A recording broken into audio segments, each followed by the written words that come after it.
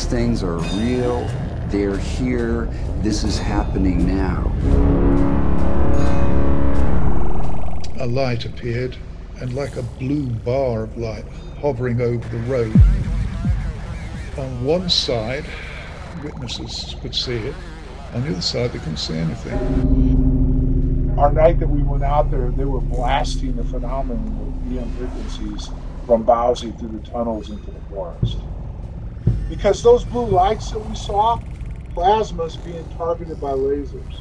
They were generating the phenomenon, which was probably what they were hitting was the actual phenomenon, the exposure, what they created from blasting this energy.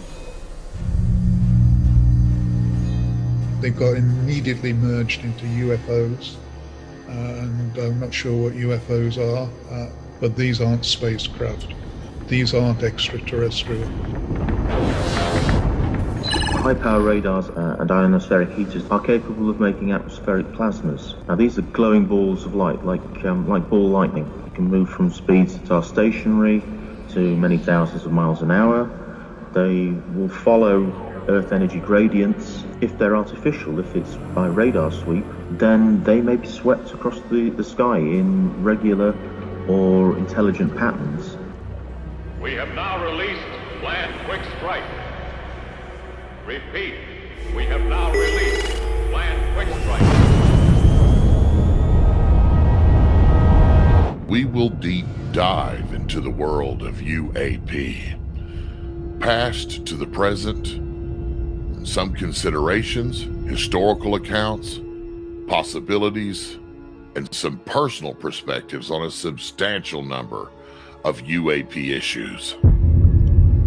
Some involve close encounters with UAP and the effects on human beings.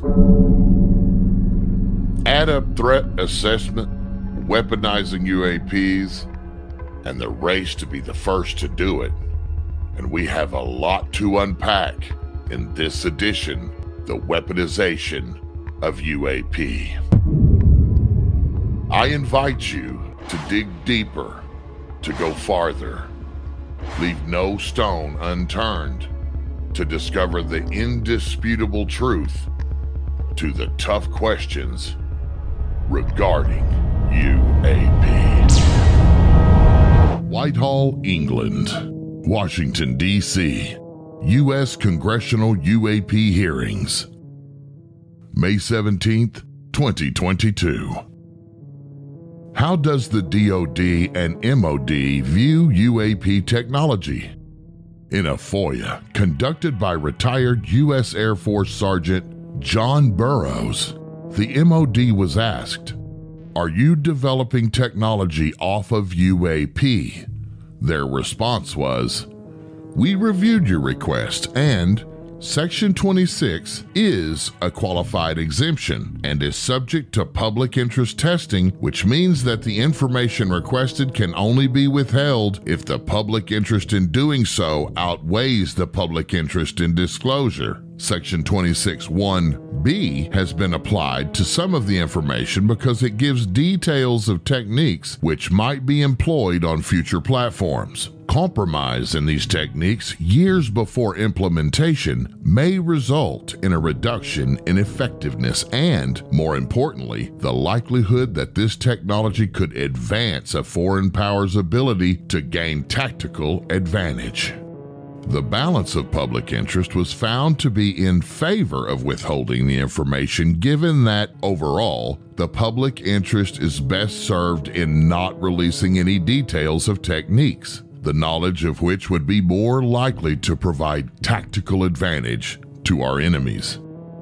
Section 27(1), International Relations, has been applied to some information as it relates to information whose disclosure would be more likely to harm UK interest. Section 43 has been applied to some information as this was supplied from a third party and contains commercially sensitive information, the public release of which could harm that party's commercial interest.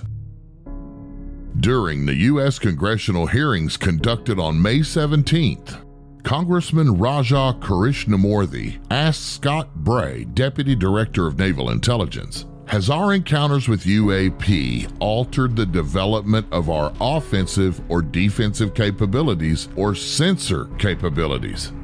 Bray's response was, "We'll save that for our closed-door session. It's clear the defense agencies are not only taking this seriously, but working on developing technology off of UAP encounters." The following is an extract from the book Weaponisation of an Unidentified Aerial Phenomenon. A slightly surprising update on the Rendlesham events appeared on a site named Above Top Secret, dated 13th of March 2015, from Christopher Kit Green, MD, PhD. This is a reply to the entire thread and will only address two issues that are common throughout many comments on this thread. They are: question 1, how could it be true that medical records such as John Burroughs could have been classified? Is this true?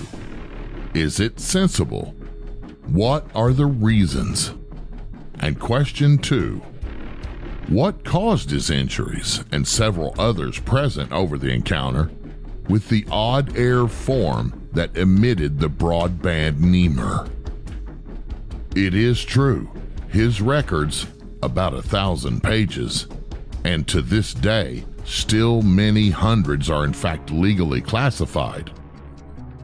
In my 46-year career as a medical officer and physician with the CIA, including as Staff Officer Chief of Medical Intelligence, Life Sciences Division, and Assistant National Intelligence Officer for Science and Technology, I had, until a year or so ago, only seen a handful of truly classified medical records.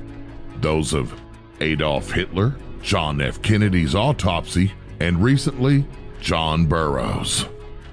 The reasons were different when I was denied these records after many requests, even though I had a TS SCI clearances for almost 50 years. I was able to quickly determine that the reasons were quite simple. Medical records are usually not digital and easily sequestered in multiple locations, and almost impossible to find. These were and remain, except for recent years, in hand copy, scanned and separated from FOIA access, and even mine.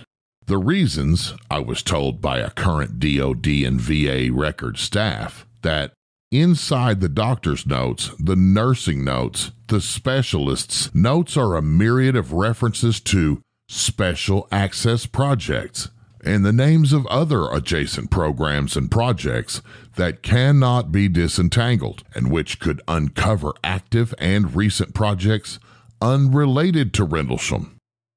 The reasons are not necessarily related to Rendlesham, and not all the connections relate to Rendlesham. This makes some sense operationally, but no sense ethically. John was hurt. He needed care then, often, and now. He had injuries we now understand are related to narrow RF bandwidth that only in some cases in the past 5 years have become linked to the specific etiology of cardiac and other injuries he suffered. There are likely other persons and other injuries. So, question 1. Yes, his records were classified. Some remain classified. The reasons are not entirely ethical. Thank God that a couple of senators had the guts to push to distangle that which was legitimately classified from those records that were needed to make the right decision about injuries sustained while on active duty. Period. It was true. It is sensible. It is not entirely the stuff to make us physicians very proud. Question 2. Broadband non-ionizing electromagnetic radiation caused the injuries. The RF is identified in a dozen classified and half a dozen unclassified studies on cardiology and neurological injuries, not thousands of reports. Very few physicians even care about this arcane area of research, and even fewer know about the injuries sustained from near field to humans. The data is sparse. It is not properly peer-reviewed. It is not understood. It is not the subject of current research, and that is the truth. The decision that was made to grant medical disability to John was just. Some of the records will remain classified. Those of us in military and intelligence medicine can be proud that the right decision was finally, if belated, made. We should remain both vigilant and ashamed that our profession remains improperly darkened, and we should bring it into the light where we can. Jacques Vallée and Eric Davis's 2003 paper, published as consulting members to the National Institute for Discovery Sciences, NIDS, discussed high strangeness as an important part of UAP reports, which are categorized as anti-physical, titled Incommensurability, Orthodox and the Physics of High Strangeness, a 6-layer model for anomalous phenomena. The abstract states, the main argument presented in this paper is that the continuing study of unidentified aerial phenomena may offer an existence theorem for new models of physical reality. The current SETI program and its assumption of mediocrity place restrictions on forms of non-human intelligence that may be researched. A similar bias exists in the ufologists' often stated hypothesis that UAP, if real, must represent space visitors. Observing that both models are biased by anthropomorphism, the authors attempt to clarify the issues by surrounding high strangeness observations by distinguishing 6 layers of information that can be derived from UAP events, namely 1. Physical manifestations, 2. Anti-physical effects, 3. Psychological factors, 4. Physiological factors, 5. Psychic effects, and 6. Cultural effects. In a further step, they propose a framework for scientific analysis of unidentified aerial phenomena that takes into account the incommensurability problem. Among the effects are A. Sinking into the ground, shrinking in size, growing larger, or changing shape on the spot. B. Becoming fuzzy and transparent on the spot. C. Dividing into 2 or more craft, several of them merging into one object at slow speed. D. Disappearing at one point and appearing elsewhere instantaneously. E. Remaining observable visually while not detected by radar. F. Producing missing time or time dilation. G. Producing topological inversion or space dilation. Object was estimated to be of small exterior size or volume, but witnesses saw a huge interior many times the exterior size. H. Appearing as balls of colored, intensely bright light under intelligent control. Metric tensor paper analysis effects C, F, G, and H are reported by witnesses to the Rendlesham Forest events. Effects A, B, D, E, F, G, and H are allowed for by some form of space-time metric engineering, provided energy requirements are met. Effects F, G, and H are common to both Rendlesham and Valet-Davis. The abstract continues in that the aforementioned behavior of UAPs is not fundamentally absurd. This apparent absurdity is merely a reflection of the cognitive mismatch or the incommensurability problem that exists between humans and the phenomenon. In this particular case, UAP are sending the message and we are the recipients. The message they are sending to us are icons. Icons fashioned by the phenomenon and sent to us via various sensory modalities.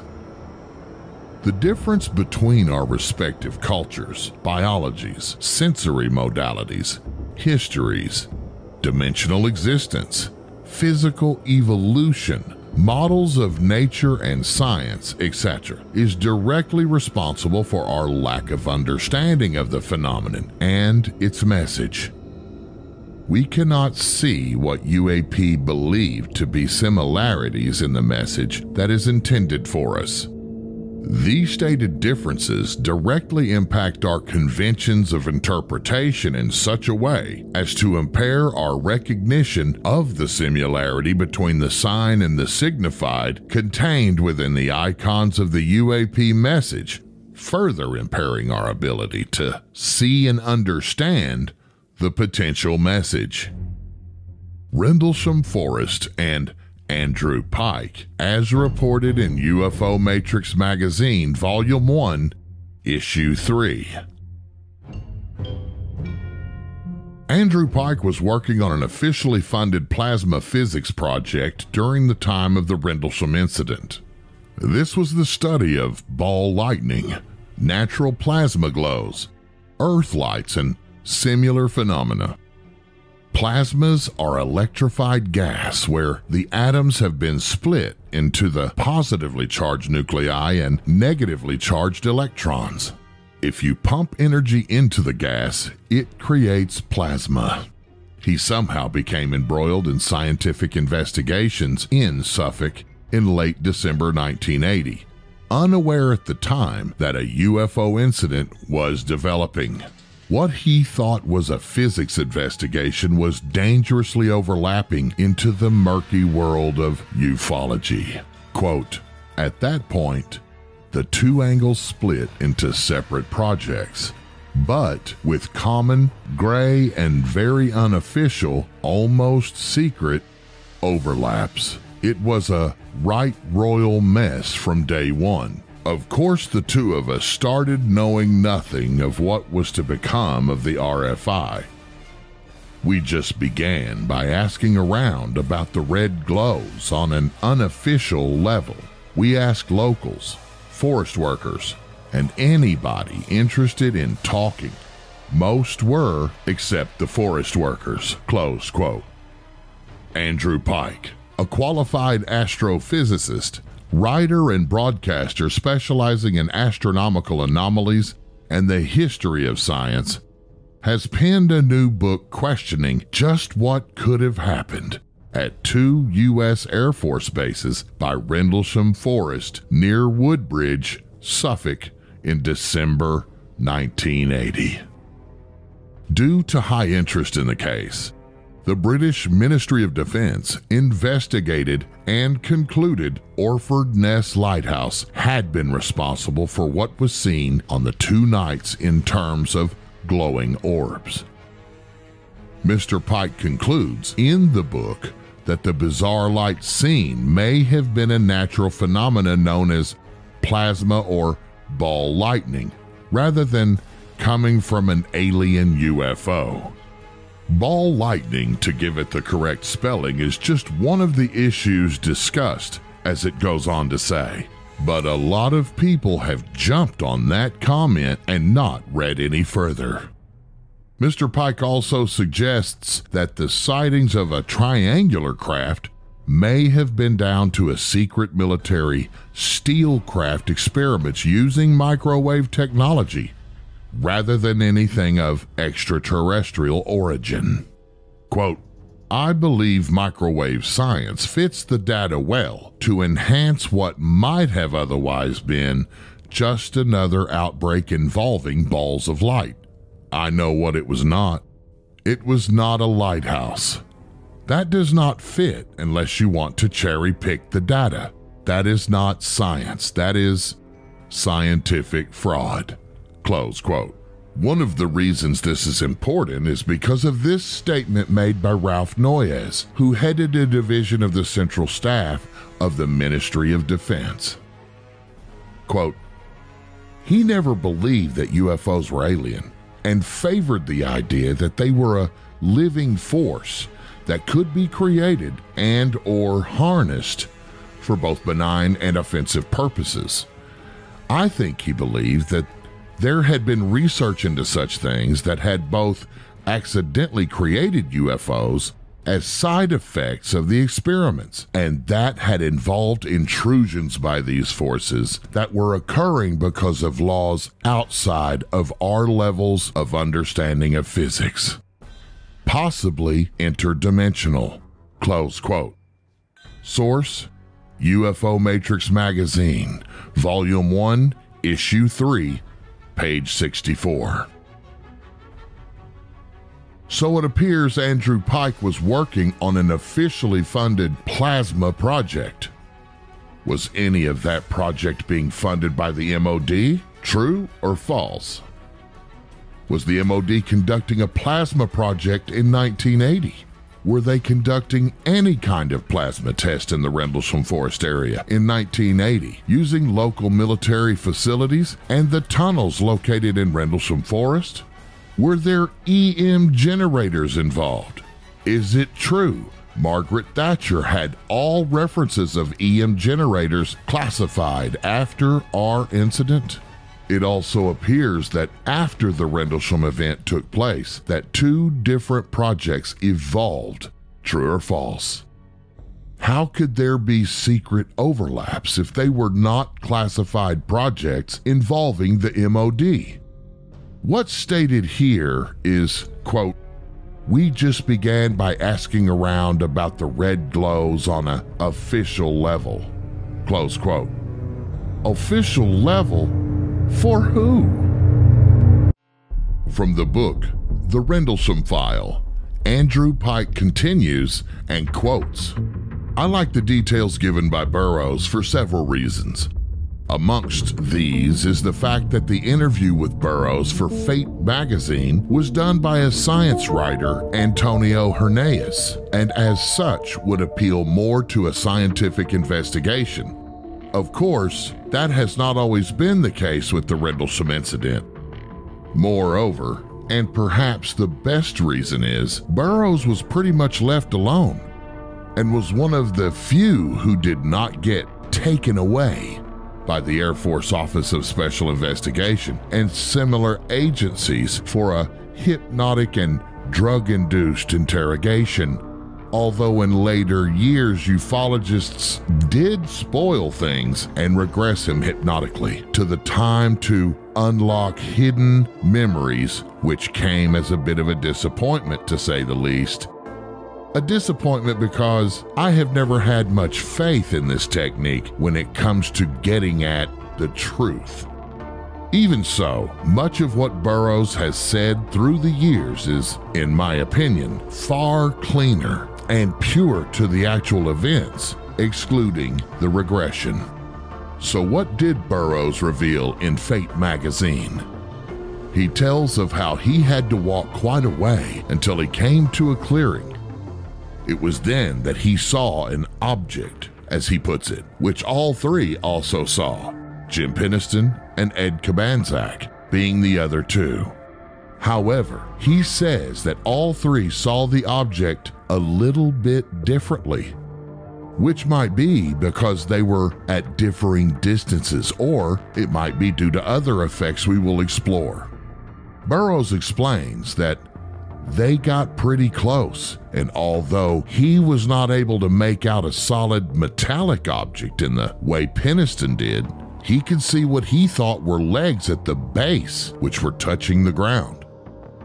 The object Burroughs saw also appeared to have banks of lights, differently colored lights, and stuff appeared as the main object.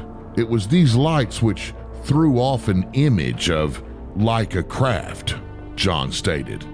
However, he makes a point that at his distance, he was unable to make out anything hard or metallic in this object. While he was close to the object, everything seemed and felt different. The sky did not seem the same. There was a weird feeling whereby everything he was doing was in slow motion and unfamiliar surroundings. He felt, quote, everything seemed slower than you were actually doing stuff, close quote. Once the object had gone, suddenly everything was familiar again and back to normal. This was interesting because at once it seemed similar to the stories we had already unearthed about strange electromagnetic clouds engulfing ships and planes, like the 1904 encounter with a ship at Philadelphia 40 years before the so-called Philadelphia experiment, the Bruce Gernon encounter, and, of course, the Philadelphia experiment itself, which had similar reports of strange detachments from reality, detachments which suddenly lifted. Moreover, the leaked drawing to Sky Crash did look like an electromagnetic effect.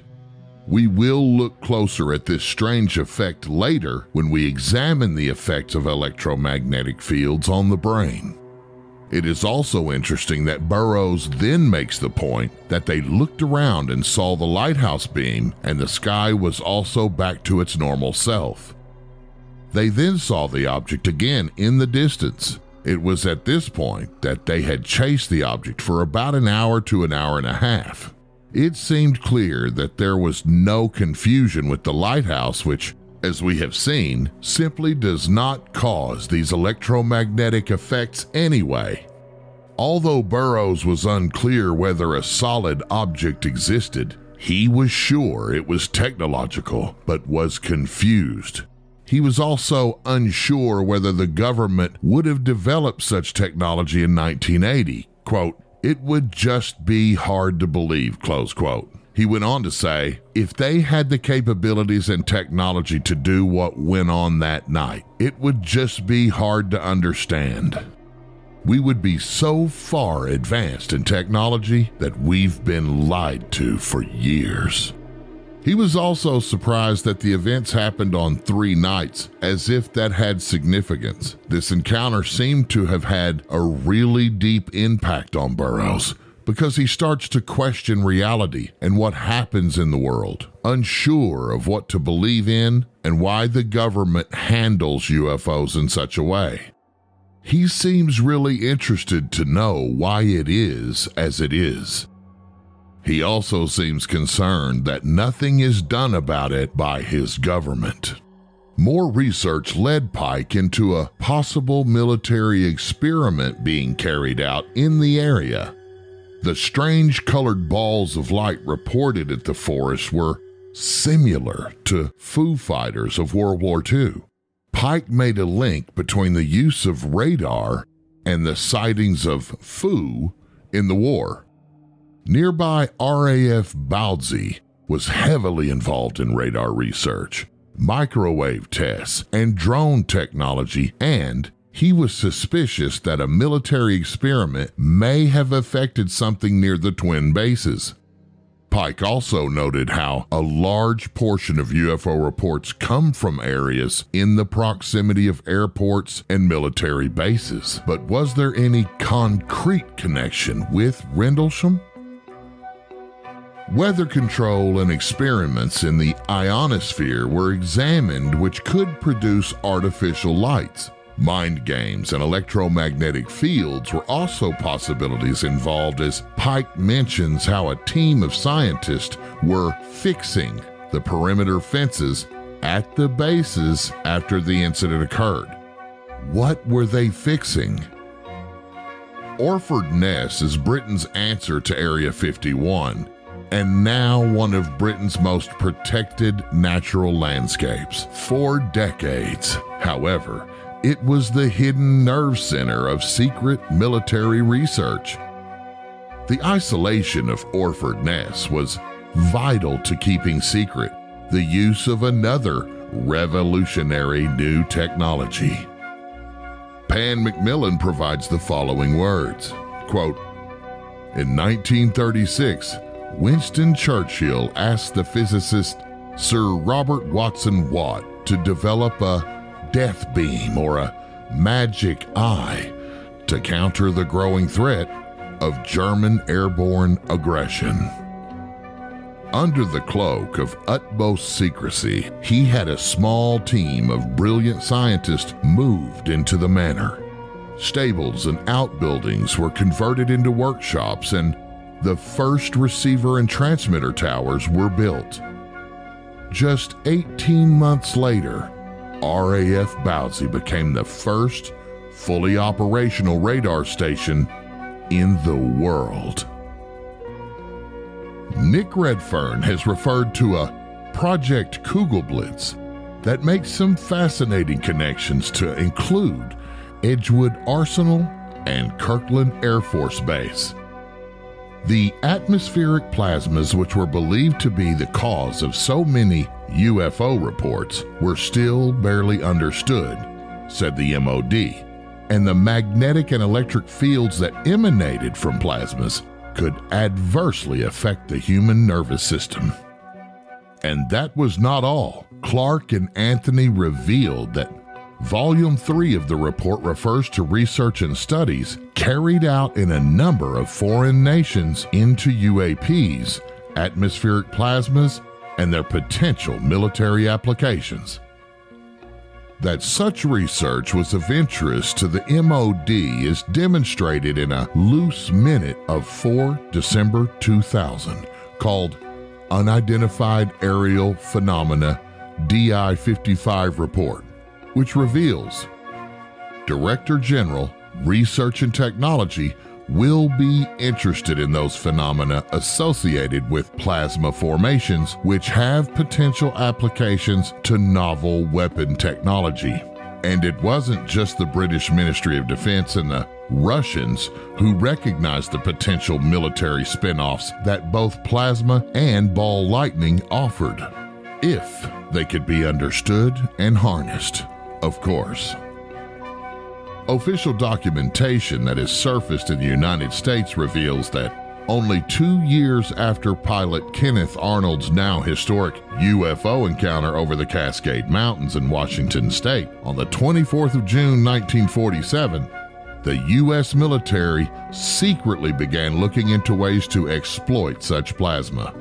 While the U.S. Air Force was busying itself trying to determine whether UFOs were alien spacecraft, Soviet inventions, or even the work of an ultra-secret domestic project, the U.S. Department of Commerce was taking a distinctly different approach.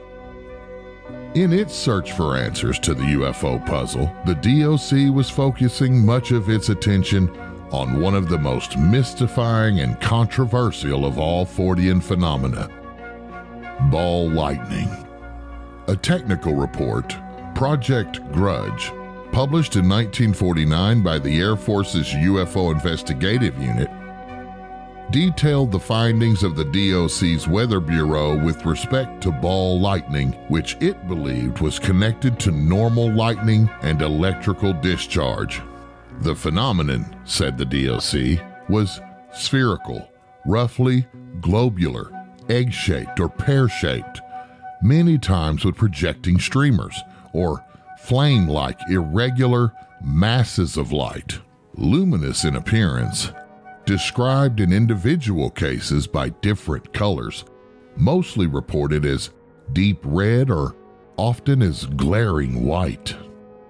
Possibly unknown outside of official circles, until I made the discovery at the U.S. National Archives, Maryland, 2 years ago, is the fact that a complete copy of the Air Force's Project Grudge document was, somewhat surprisingly, shared with U.S. Army personnel at the Edgewood Arsenal, Maryland, in early 1950. Even more surprising is a curiously worded entry contained in the covering letter with the Air Force to Edgewood staff that accompanied the Grudge report. Quote, "You are aware we have already discussed with Mr. Clapp the theoretical incendiary applications of ball lightning that might be useful to the several German projects at Kirtland. Useful data should be routed to Mr. Clapp through this office," close quote. Via the Freedom of Information Act, a whole host of documents from the files of Harness Cavalier, now numbering more than 120, have surfaced, demonstrating that those attached to the project were kept well informed of any and all developments in the field of ball lightning, and particularly how it might be exploited militarily. Such documentation includes theory of the lightning ball and its application to the atmospheric phenomenon called flying saucers, written by Carl Benedicts in 1954. Ball lightning, a survey, prepared by one J.R. McNally for Oak Ridge National Laboratory in Tennessee.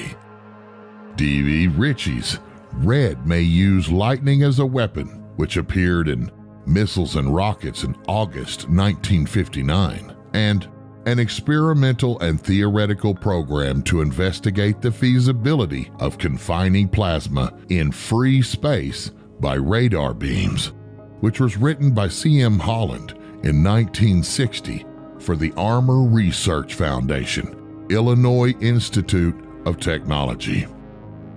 The strongest evidence that confirms Edgewood Arsenal's deep interest in the potential use of ball lightning on the battlefield can be found in December 1965 document entitled Survey of Kugelblitz, Theories for Electromagnetic Incendiaries, written by W.B. Little and C.E. Wilson. The document was prepared under contract for the U.S. Army's New Concepts Division. Special Projects at Edgewood. In Halt's own words, a red sun-like light was seen through the trees. It moved about and pulsed. At one point, it appeared to throw off glowing particles and then broke into 5 separate white objects and then disappeared. Immediately thereafter, 3 star-like objects were noticed in the sky. The object to the south was visible for 2 or 3 hours and beamed down a stream of light from time to time. To this writer, at least, reports of beams of light seen in conjunction with moving lights that emitted glowing particles sound very much like someone putting into practice the theoretical plans cited within the pages of the Survey of Kugelblitz Theory for Electromagnetic Incendiaries document, namely the control and utilization of ball lightning phenomena via lasers. Indeed, Halt's reference to the object in the woods appearing to throw off glowing particles sounds astonishingly like the words the U.S. Weather Bureau used back in 1948 to describe ball lightning. Quote, "It has been reported that the luminous body may break up into a number of smaller balls, which may appear to fall towards the earth like a rain of sparks. It has even been reported that the ball has suddenly ejected a whole bundle of many luminous radiating streamers toward the earth," close quote. Was some sort of clandestine experiment of the type envisaged in the 1965 Edgewood Arsenal documentation secretly undertaken in Rendlesham Forest in 1980? It should be noted that practically all of those implicated in the affair were members of the U.S. military. In view of this, it may very well be an indication that someone was very interested in determining the psychological reactions of military personnel when confronted by phenomena perceived to be both extremely unusual and potentially extraterrestrial in origin. There is one final issue that may be of relevance to this latter point. The Edgewood Arsenal's biomedical laboratory was, from 1952 to at least 1974, the site of a series of controversial experiments that involved the extensive testing of hallucinogens such as THC and BZ, as well as a dizzying variety of chemical and biological agents on military personnel. That some of the witnesses to the Rendlesham events reported having been drugged by unknown officials in the immediate wake of the affair might not be as unbelievable as it initially sounds. There are weapon systems that operate on the power of the mind and whose lethal capacity has already been demonstrated. Jacques Vallée remarks that Alexander considers that we should, quote, not just limit the input to sightings of hard physical objects, close quote, noting that this has also been the view of other researchers, including Jacques Vallée. We agree that at times hard physical craft exist, but there is much more to the phenomena, noting that UFO reports have changed over time. This observation points to the conclusion that many of the physical craft that are seen tend to be in advance of current technology, but not beyond the understanding of human consciousness, close quote. Jacques Vallée. There you have it. That's episode 3. And now we're ready for the post-show panel, which we will begin now. It's good to see all of you. We covered a lot of stuff in this edition, in the third edition. And if I'm, I don't know what you guys' take is, but I'm just going to go on the record and say this one hits real hard. This one, I think, the other two have been good in delivering and setting up a lot of what everybody is getting in this episode. Right. So I've got some quick questions because we're really tight on time this week to make the 1 hour deadline. But I'm going to start with John. John, you did FOIA to the MOD. And, we talked, this is included in this episode and then, and others, but wanted to really quickly, have you briefly tell us about what was in those FOIAs and, what was the response from the MOD? Well, with the MOD, I had some inside information from some documents that I had in my possession about the possibility of weaponization that may be going on. And the MOD was responding back to me where the American government wasn't. So all I simply did was ask them some questions that led up to the big question was simply, are you weaponizing UAP technology? And as you can see from the show, they acknowledged they were, and they threw the kitchen sink at me why they couldn't divulge what it was and how they were doing it because of their own company, it was companies within the defense industry. It would have been interrelations between probably the United States. They didn't say, but that would probably be the country they're working with, and also that it would be a threat. The advancement of this weaponization would be a threat if another country found out about it as they were developing it. So as far as that goes, it's clear that the United Kingdom acknowledged they were working on weaponization of UAPs. And in the United States government, when they held the congressional hearings, question came up about that. And the briefer said we had to take the answer behind closed doors. So they're clearly looking at working on weaponization of UAPs.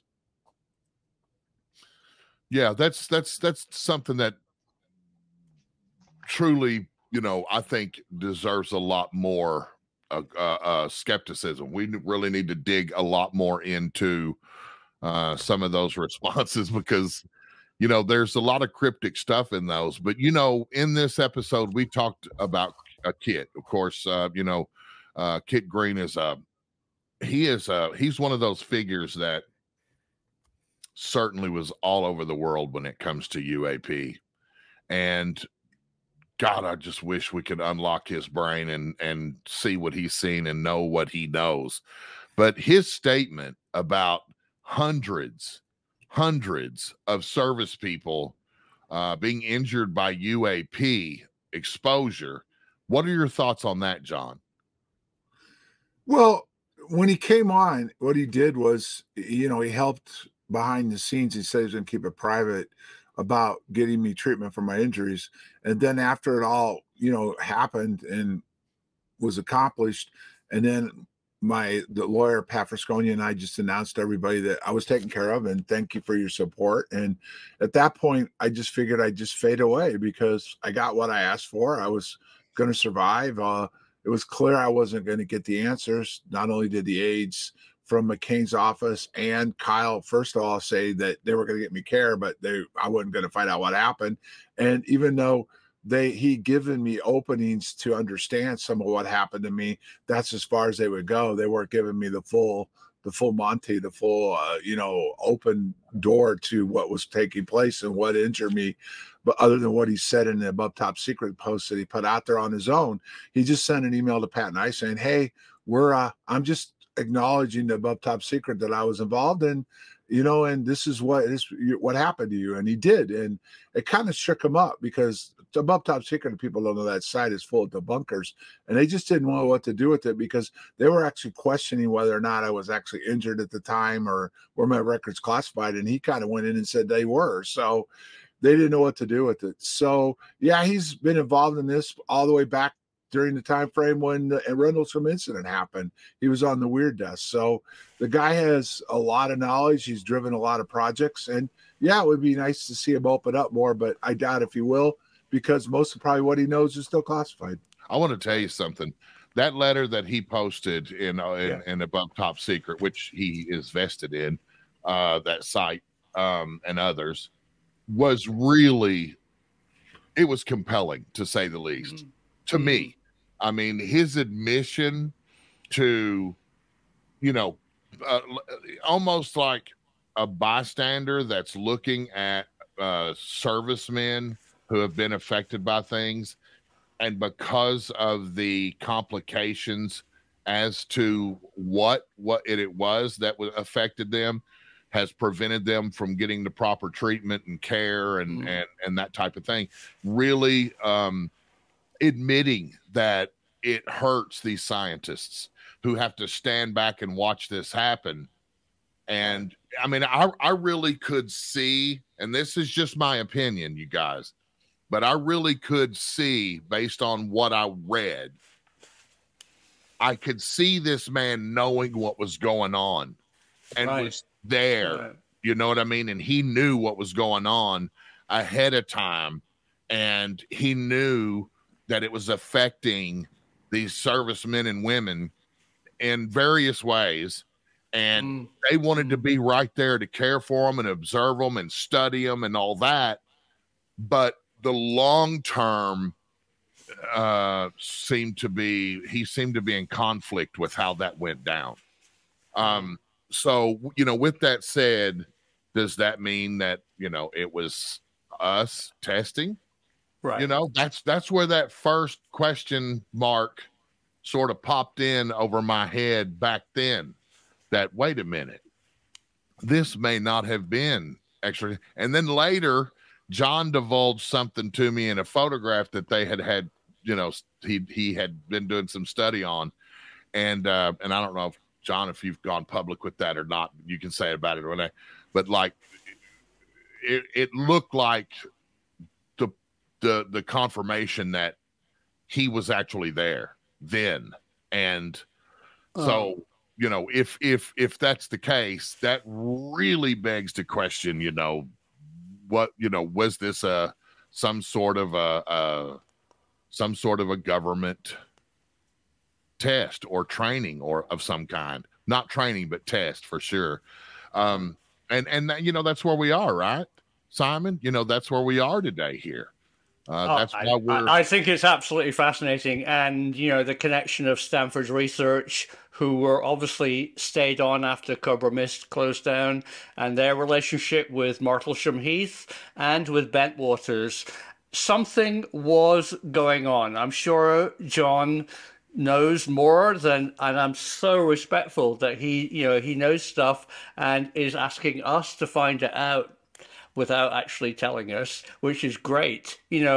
I believe there was man-made powers involved. Whether those powers unleashed something dangerous or unknown is a fantastic question that we are looking into. But I think Dr. Kit Green came across very well. I have a question for James. Maybe James can answer this.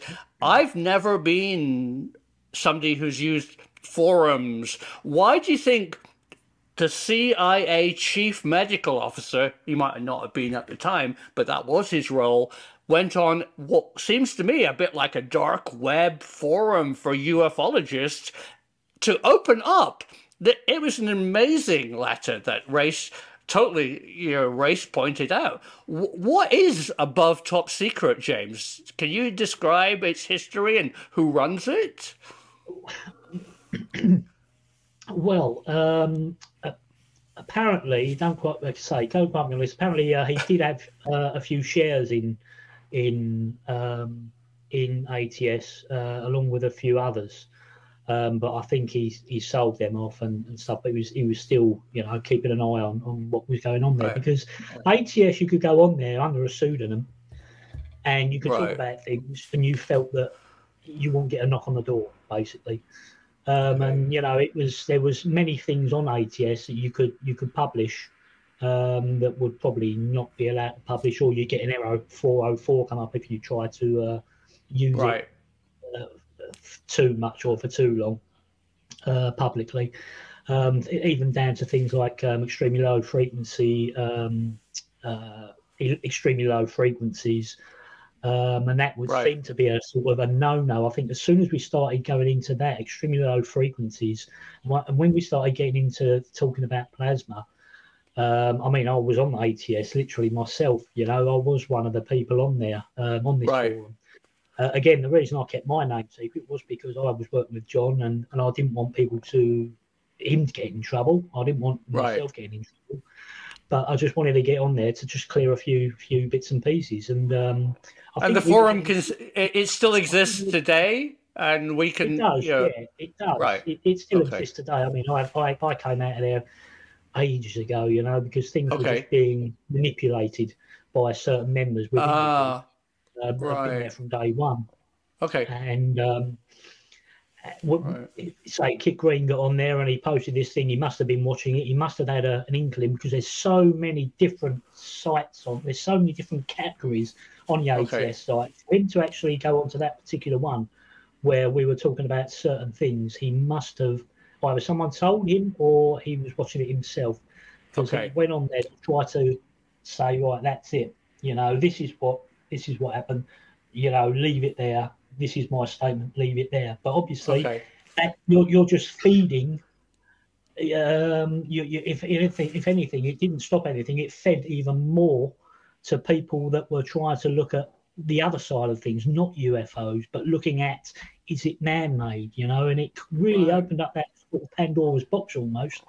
When it comes to researching different frequencies and how we have tried to manipulate frequencies and use them for detection, and creating LiDAR and things like that, and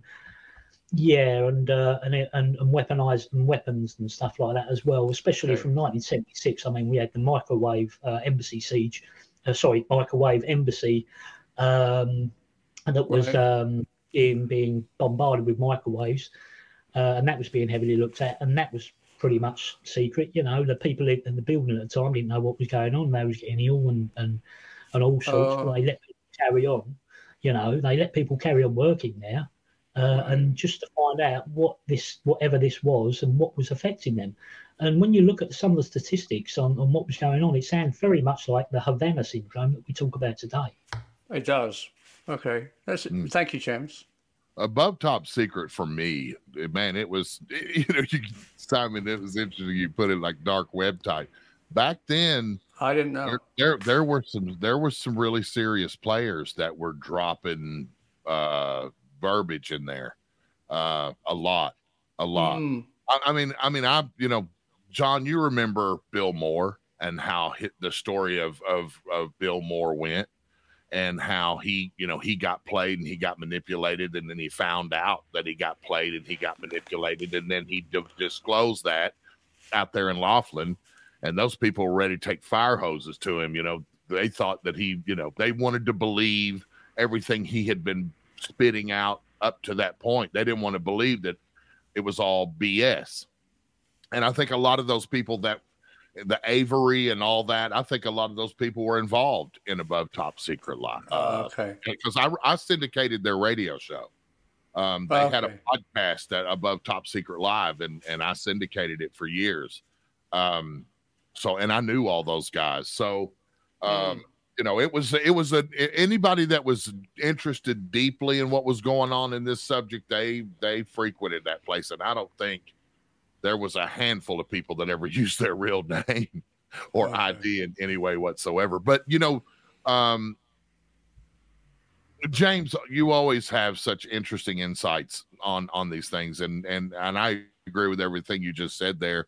But the subject in this episode of high strangeness and Jacques Vallée, I want to get some clarification. Tell our viewers out here, define for them high strangeness, and tell us a little bit about who Jacques Vallée is. Yeah. Okay. We've had a lot of new people that have come into the subject that can understand how we're presenting all of this, and they're able to absorb it. That over the World Wide Web, it gets too complicated. There's no backstory. There's no context, and they get lost. So I just thought it might be good for us to cover that real quick. Right. Quickly, Jacques Vallée, obviously a French gentleman. I've already mentioned he worked at the Paris Observatory for the French Space Committee. And he witnessed destructions of radar tapes and all manner of signal tapes and stuff from apparently UFOs and things they couldn't identify. He moved to the United States in the 60s. He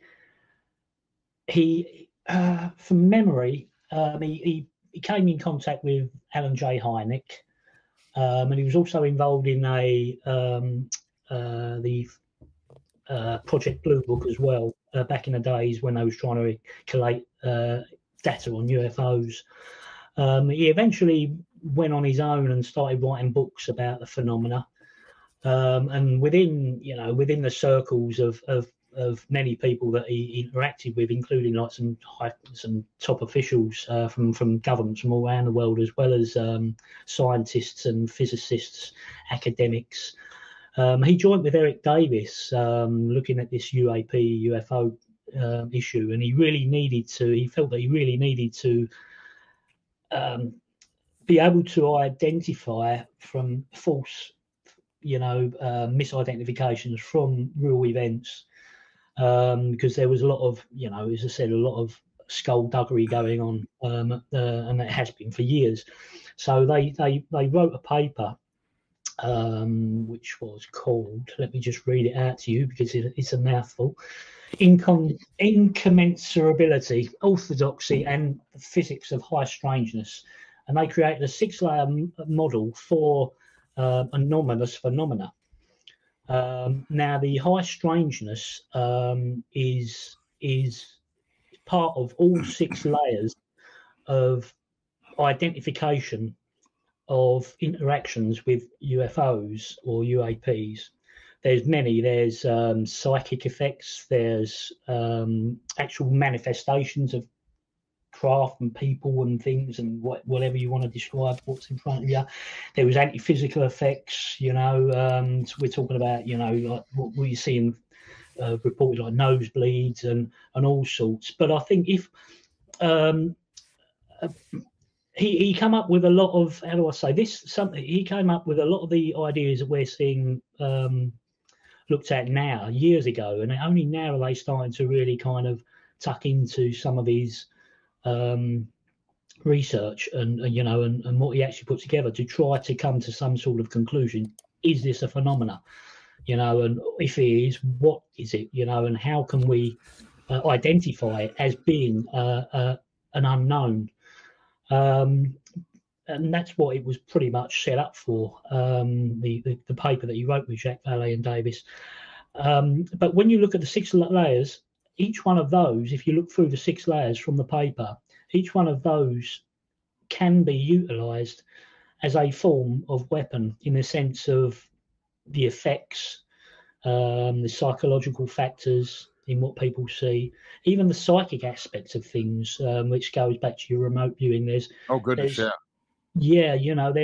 if you actually look at these things, you can actually study some of these within the UAP, and you can unfortunately some of it you can link to non-lethal weapons, or some of it you can link to lethal weapons, which I think is possibly why there was a lot of backing off on some of this, because I say from 1976 onwards, the West and the East were trying to create microwave weapons to harm individuals, and like I said, like the Moscow incident, where the Russians were trying to apparently microwave the embassy there. Yeah. And the West and that needed to be able to identify what was being done to the people there. Therefore you have to create whatever they were creating, and then find a countermeasure for such things. And during the Cold War, lots of this was wrapped up in lots of this. And I think that's why a lot of it was kind of put down to aliens. A lot of it was put down to look this way, don't look that way. Right. Right. And we even go back to 1977 in Colares in Brazil. We had lasers coming down from the sky, apparently, and they was injuring people, and a few people died there. We don't seem to hear too much about that. And when we come, there was a lot of physical effects from that event. There was. Now again, we have to look at, was it man-made or was it ET? And when you look deeper into, I think it was Operation Prato, when you look deeper into the incidents themselves, and the colonel himself, who started talking about. He started talking about aliens. He started talking about things with big heads. But unfortunately, the guy ended up committing suicide, the colonel. And to me, that sounded like another Benowitz case gone too far. Supposedly. Can I add something on Jacques Vallée? A couple of things real fast. He did an interview on Coast. He did an interview on Coast where he said he thought what happened at Rendlesham was a military experiment, and he got an immediate response back from Colonel Halt saying it wasn't. So I thought that was very interesting. Yeah. I mean, it was an immediate response. And most people probably don't know this, but he was a consultant for Close Encounters, which had to do with frequencies and communication with ET. So those are two interesting things that he did that tie into some of this too also. Yeah, think about it. Think about one of the most classic E.T. movies of all time, Steven Spielberg, and Close Encounters of the Third Kind, which was a term that he coined, third kind, that Jacques Vallée coined. But the thing is people don't really understand that they were using sound. They were using wave technology with light to communicate with these ETs. And essentially that's where we are today with all of this. So that's interesting, John, for sure. But Jacques Vallée is a deep cat, man. He's an entrepreneur. He's done data mapping, and I mean the construct of a lot of things for the government computer wise he's done. We could go on that for forever, but you did a great job there, James, with sort of briefing us on that. Simon, look, real quick, I wanted to jump over you. Andrew Pikes, tell us a little bit about the radar from Foo Fighters to the RFI. This was a big part of context in the show.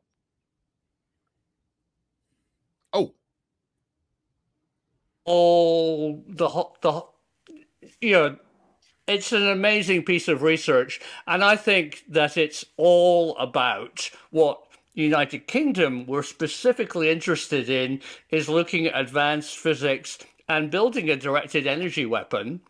And I think radar is very important. I think Britain wrongly thinks it almost invented it. It didn't. And I think there's a lot of research, first by British government laboratories at Bawdsey and at Malvern and things, into radar, not only for seeing things, but possibly as a directed energy weapon. And I think Andrew mentions that. And I think the most interesting thing and a piece of inside information that I've just had this week, speaking to a RAF retired radar operator at Neatishead, up the road from Bentwaters, is that he confirms that Bawdsey had surface-to-air missiles with a very unique radar system, which is called a continuous wave. It's like a searchlight that can focus a beam onto a very narrow point, and instead of sending out pulses, actually sends a continuous flashlight beam onto something to really help direct the surface-to-air missile. But that technology also can produce ionization of our atmosphere, given enough power. Oh, hang on a minute. Bawdsey was connected to, possibly, to Sizewell A nuclear power station, and so was Orford Ness. So there's a smoking gun here. And Andrew certainly looked into the whole of the British involvement in radar and directed energy weapons. We need to look into it more. 1,000%, I agree with you. That radar is an essential clue. That is our admissible evidence, right? Right. I mean, we could literally take radar into a court of law to convict the U.S. government on a cover-up, because we have technology that can detect physical objects that are doing things that we can't explain physically by our laws of physics. So, but oh my God, we're running out of time. JB, real quick, I want to throw it over to you about, because this was something really important to us all, about what you saw and what was going on at Kirkland Air Force Base in New Mexico. Well, I was there at the end of '99, and they were working on SDI. So at that point, 747s were the planes they were using to fly up over these sites, these laser sites and stuff out in the desert. And there was quite a light show that would go on every night, including some interesting things in the sky, including you would see some of these blue.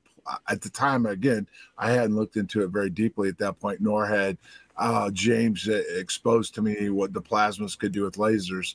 But you could see these blue lights dancing around in the sky, going, leapfrogging each other, splitting into different lights. Like you'd have one, all of a sudden split into 4 or 5. So at that point, right there and there, I started saying, whoa, wait a minute, if they're doing it now, what were they capable of doing this back in 1980? And James confirmed that they were. So and SDI, for most people that, I always thought it was Reagan's idea, and it went forward from there. They were working on SDI in the 70s over in the United Kingdom with Marconi Company. So there's documents to support that. So there's a lot to this. So, and we're going to keep digging, folks.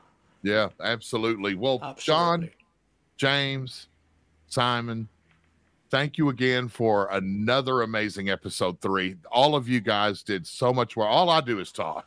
I've got the easy job out of all of this, but working with you guys, it's phenomenal. And I want to thank you, James. Thank you, man, for all the research, the deep dives you, man. And you've been doing this for a long time, and we're privileged to have you on the team. Of course, John, you and your experience and your dedication and your passion to running down the truth to what happened to you and your fellow airmen. And then Simon, your entire volume of experience and skill sets coming to bear and donating your time with us and helping us, and then joining this team. For myself, Ray Sobbs, for John Burroughs, James Warrow, and Professor Simon Holland, thank you all for joining us tonight, and we'll see you next time.